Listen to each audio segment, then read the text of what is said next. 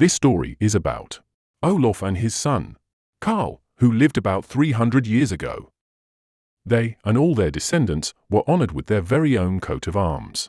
Or rather, two. The first was granted in 1702, and the second, just over 60 years later. Here's how it happened.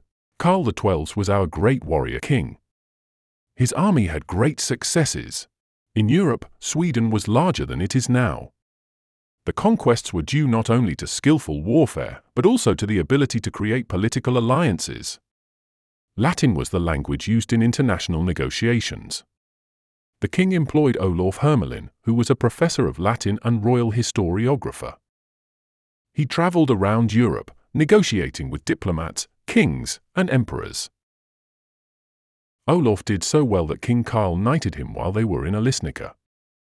Olaf was granted the lowest rank of nobility, known as knighthood or low nobility, which has one tournament helmet in its coat of arms. Unlike a baron who has two, and counts who have 3 helmets. When a person is knighted, it obliges them to produce a so-called shield letter. It was a quite costly, but legally important document. It contains the king's argument for the ennoblement, his signature, and a description of the coat of arms, a so-called blazoning. The original in the coat of arms is thus a written instruction. It explains why there are so many different images of the coat of arms. An ermine can be drawn in many different ways. So, let's look at the very first painted coat of arms. In the center, the heart shield can be seen, and, with a little imagination, it can be interpreted as an ermine. The 3 signs above are a symbol of ermine tails, from which expensive fur garments are made.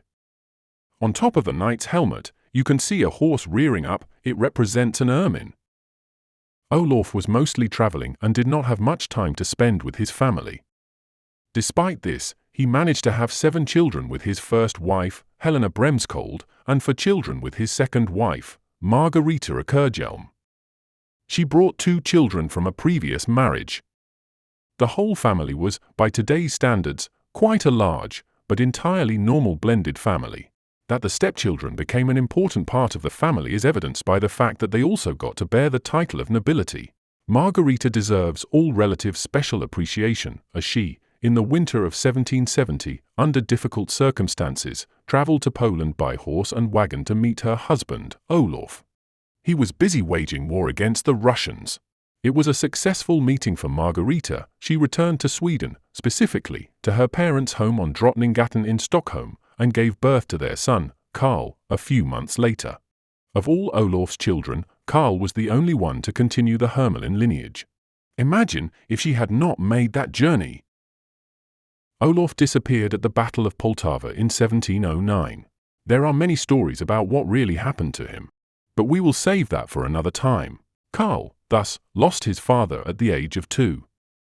Karl became politically engaged during the reign of King Adolf Frederick.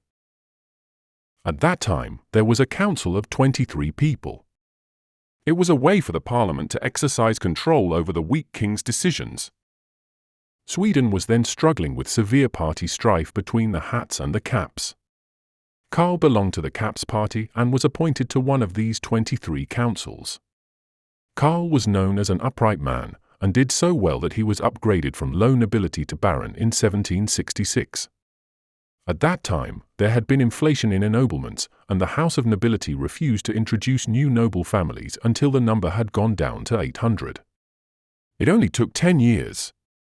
During that time, King Adolf Frederick had died, and Gustav III was now the Swedish regent, and it was he who issued the baron's letter. It was quite common for Gustav III to have comments on how the coat of arms was designed, but, in our case, the king signed it without remark. This is what the very first version of the coat of arms looked like, drawn by the national herald, Carl von Schönfeldt, and approved by the king. Today, the family uses the version of the family coat of arms that the artist Sven Skold made in 1948. The painting contains a fundamental error, however, we will return to that later. In the center of the coat of arms is the so-called heart shield. Not surprisingly, it shows an ermine crowned by 3 more ermines. In the field to the left, more personal aspects are shown. There are 2 cannonballs symbolizing the war. It is his father, Olaf, that Karl refers to. Karl himself was never involved in any war. The ermine-brimmed red council hat and the blue ticket are typical council attributes. The ticket is associated with a paper, a symbol of administration and management. Karl's mother was born a Kerjelm, and here we see the Kerjelm coat of arms. It has 3 golden wheat sheaves in its heart shield, and Karl has chosen to use them in his coat of arms.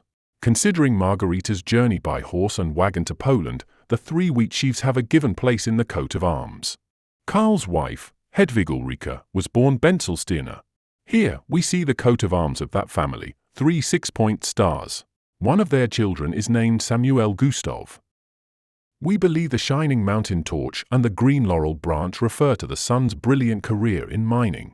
On top of the coat of arms stands a baron's crown and 2 tournament helmets, with helmet covers, also crowned with their own crowns.